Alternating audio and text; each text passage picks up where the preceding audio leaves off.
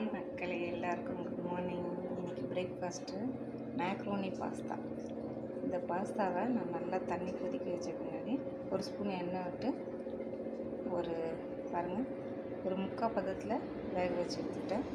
அதுக்கப்புறமா இதுக்கு தாளிக்கிறதுக்கு என்னென்ன ஒரு பெரிய வெங்காயத்தை இந்த மாதிரி சைஸில் கட் பண்ணி எடுத்துக்கிட்டோம். ஒரு 7-8 பச்சை மிளகாய் நீள வாக்கில் கட் பண்ணி எடுத்துக்கிட்டேன். அப்புறமா கருவேப்பிலை எடுத்துன்னு இருக்கேன். தக்காளி பழுத்து தக்காளி எனக்கு கிடைக்கல, அதனால் ஒரு மீடியமாக பழுத்த தக்காளி, நல்ல பழுத்த தக்காளி போட்டால் இன்னும் கலர்ஃபுல்லாக இருக்கும். இப்போ செய்யலாம் வாங்க. இப்போ ஸ்டவ் பற்ற வச்சுட்டு கடாய் நல்லா சூடானதும் எண்ணெய் ஊற்றிட்டு தேவையான அளவுக்கு கடுகு சேர்த்துக்கலாம். நல்லா பொரிஞ்சு வர டைமில் கருவேப்பிலை வெங்காயம்லாம் போட்டுக்கலாம். பச்சை மிளகாய் வெங்காயம் கருவேப்பிலை கொஞ்சம் நல்லா உடஞ்சி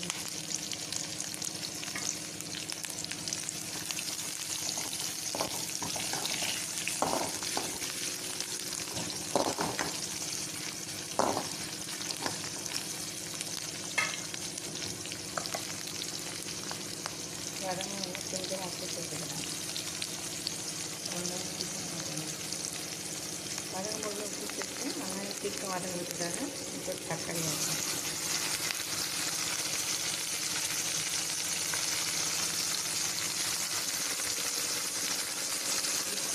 கொஞ்சமாக மஞ்சள் தூள், எக்ஸ்ட்ரா மிளகாத்தூள், பெப்பரும் சேர்த்துக்கலாம்.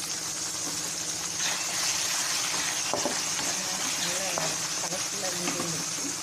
இந்த டைமில் ஒரு 1/4 ஸ்பூன் மஞ்சள் பொடி,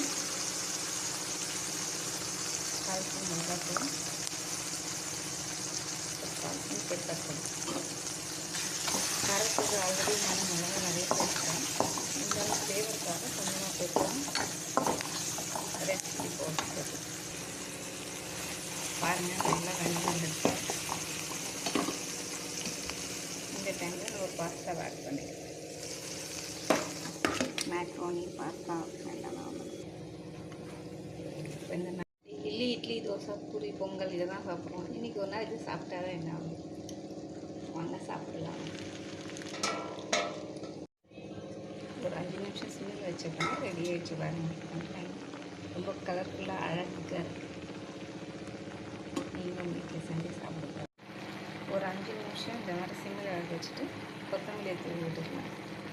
இது மைதாவில் செய்யல, ஆட்டாவில் செஞ்சது தான். இதெல்லாம் பார்த்து தான் வாங்கினேன். குழந்தைங்களுக்கு கொடுக்கலாம், பெரியவங்களாம் சாப்பிடலாம். ரொம்ப சிம்பிளான பிரேக்ஃபாஸ்ட் ரெடி ஆகிடுச்சு. தேங்க்யூ ஃபார் வாட்சிங் மை சேனல். ப்ளீஸ் சப்ஸ்கிரைப் பண்ணுங்கள், கமெண்ட் பண்ணுங்கள், ஷேர் பண்ணுங்கள்.